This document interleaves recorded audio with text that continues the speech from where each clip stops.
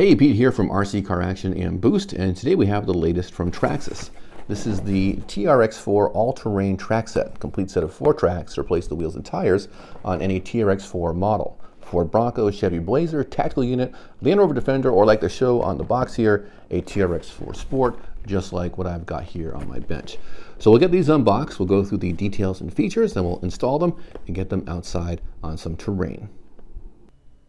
All right, let's dig into the TRX-4 all-terrain track set. It's a great looking box. We'll take a look at the back too. Box shows off what the Traxx can do. We're talking about unstoppable capability, massive ground clearance, and all-weather durability. Box also notes what you get and what you might want to add to your truck. Inside, we're going to find a complete set of TRX-4 tracks, a 17mm wheel wrench, the instructions, and the box itself is meant to be reusable, so you can store the tracks when they're off the truck. As far as recommended upgrades, Traxxas suggests one of their higher torque servos. They do a 330 ounce inch and a 400 ounce inch. They've also got a more powerful BEC to go with those servos and a metal servo horn. My Sport does not have those on it. I wanted to see how the Traxx performed on a totally stock truck, but those are smart upgrades. And you can't put this on any TRX-4 model, so no matter what you've got, no matter which wheelbase, the Traxx will go on there.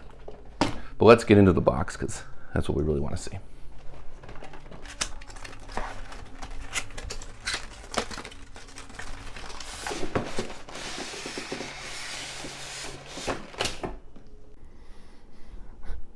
Okay, Traxxas has a few warnings here. First, you want to make sure that you use first gear only if you have a 2-speed truck. If you have a Sport like I do, which is single speed, the stock gearing is fine for a 2S LiPo or nickel metal pack.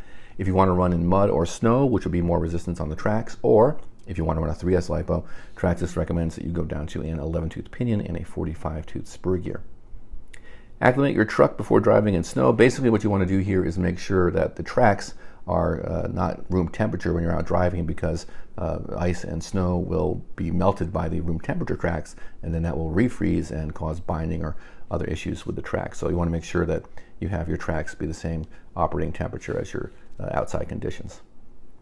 Lock the differentials. If you have T-lock diffs, I don't. My diffs are permanently locked on the Sport here. But if you have the T-lock diffs on your TRX-4, Traxxas recommends that you lock them when driving in sand or snow or other soft conditions. And finally, your tracks do need maintenance. After driving your vehicle in wet, muddy, or snowy conditions, clean and dry and lubricate your tracks, which makes sense. You don't want to let mud dry on there or other stuff sit in all the hardware to get rusty and whatnot. So as I suggest, you can rinse off any dirt and mud deposits and then dry the tracks with compressed air, lubricate the metal surfaces and the bushings with WD-40. So good advice to heed. There's not a lot involved in installing these. Basically, you're going to take off a wheel, replace it with a track. There is a bracket that snaps onto the lower portal housing there to prevent the tracks from rotating. And it's really pretty simple, or at least it should be. It looks simple. We'll see what happens once we start turning some screws on the actual truck. And here's the big reveal. There is your TRX-4 all-terrain track set. It is a nice box, I gotta say. Nice styrofoam container here, so it keeps everything nicely contained. And as you might note immediately, you can see that the tracks are actually different lengths. The shorter tracks are the front units, the rear units are about a ½ inch longer. And you do have lefts and rights, of course.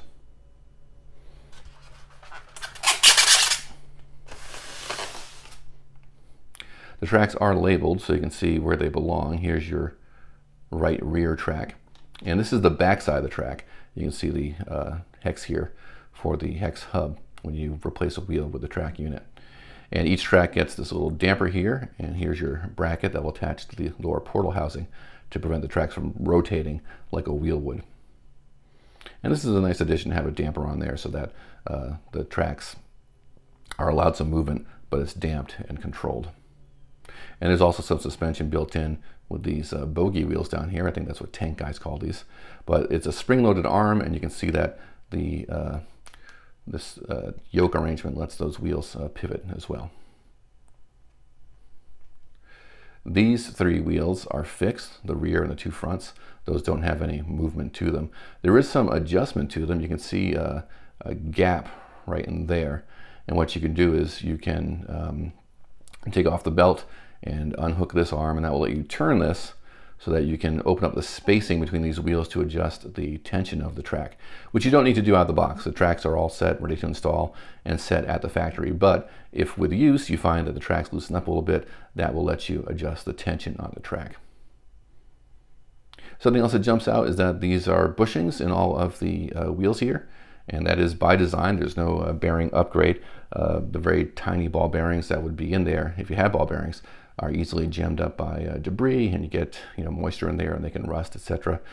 So it's just a better arrangement in terms of durability and reliability to have that oil-light bushing, according to Traxxas. This is the side that will face out that you'll see when they're installed. And it's a really sharp looking unit. I like the additional molded in detailing here that just gives it more of this kind of rough and ready military look. And you can see how that 17mm hex in there turns. And there's no gear reduction in here. When you bolt your axle on there, it just spins that top pulley directly to move the belt around the wheels. But they're really nicely made. There's some heft here. I mean, they're not crazy heavy. I'll get these on a scale and weigh them so you can see that in the description.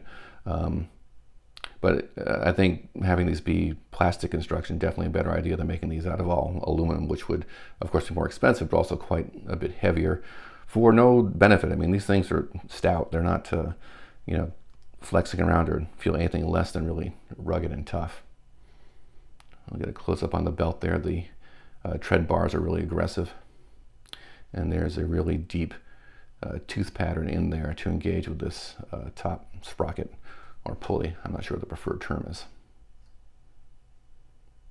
And I'll roll this belt off so we can get a look at that mechanism.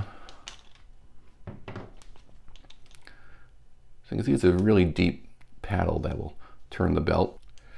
You can see there's a little mousetrap spring in there for these sprung wheels on the bottom.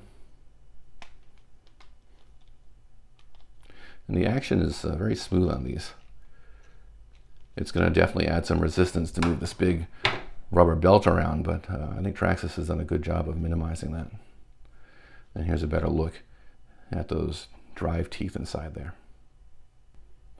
So let us get these onto a truck. Let me change my camera setup and we'll spin some wrenches. Okay, here is my TRX-4 Sport and the tools I'll need to install them. I've got a 2mm hex driver and a 7mm nut driver for the axle nuts. And I've also got this tool here, which is a 17mm wrench, same one you'll get with an e-Revo or a Revo with the 17mm splined hex hubs. And that will fit onto the tracks themselves to remove this cover, which you'll need to take off for access to the mounting nut. Which you might not need to do if you have a slim enough socket, but I discovered my sockets don't slide in there until I remove this outer cover, but you'll see that in a second. And I am using the Traxxas ratcheting tool set to install these, which I like a lot. And the kit does include the longer screws that you'll need when you remove the shorter screws from the portal housings. And this will give you enough thread engagement once you put those brackets over the portal housings. But you'll see that in a second. All right, so let me get my camera set up here and we'll dig into these portals.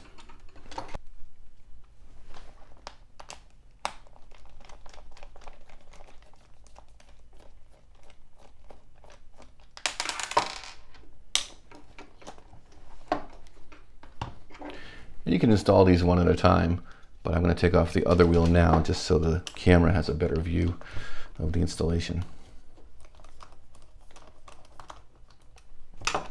And I'm sure it gives you more room to turn your drivers as well.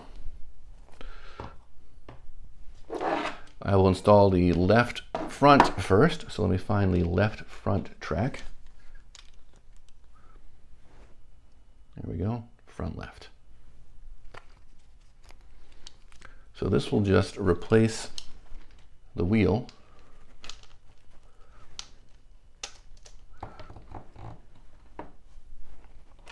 And the socket here, the nut driver, is actually too fat to get in there.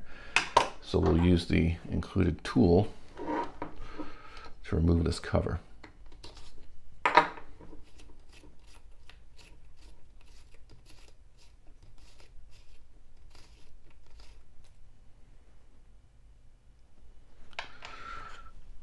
So now I can install the wheel nut.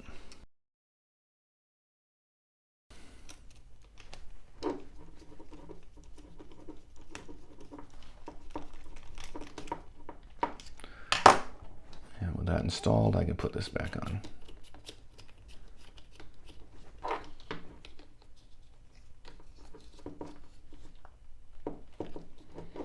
There we go. Now we need to flip it. And we're going to remove 2 screws from the lower portal housing. Let me get the right bit in here.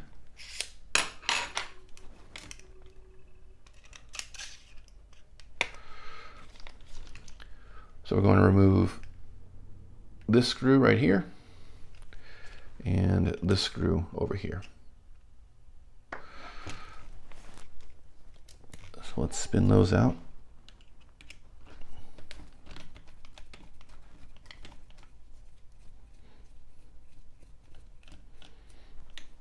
I've got a separate review for this toolkit, but it's a nice set.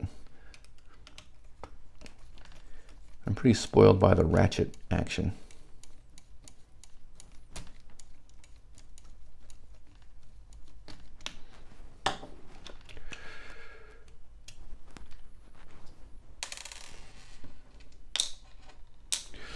Now this bracket will rotate around here.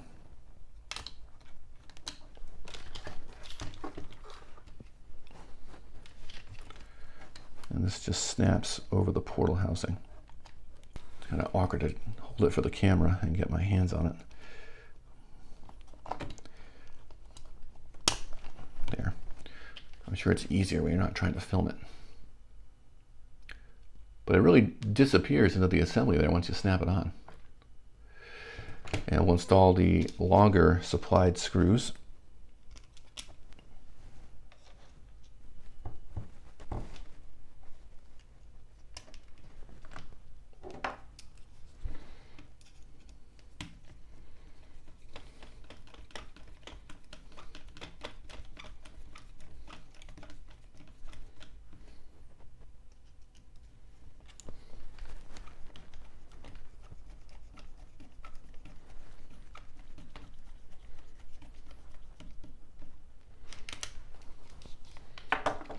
And that's it. Our first track is installed. Let me get that focused up. There we go.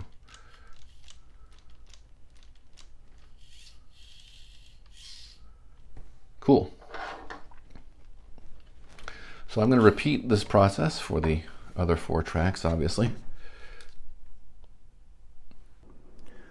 All right, Traxxas TRX-4 track installation is complete. I gotta say, that truck looks pretty mean. Per Traxxas' recommendation, I'm going to install a 2S LiPo since I have the stock gearing in the truck, and then we'll get outside and see how these tracks perform.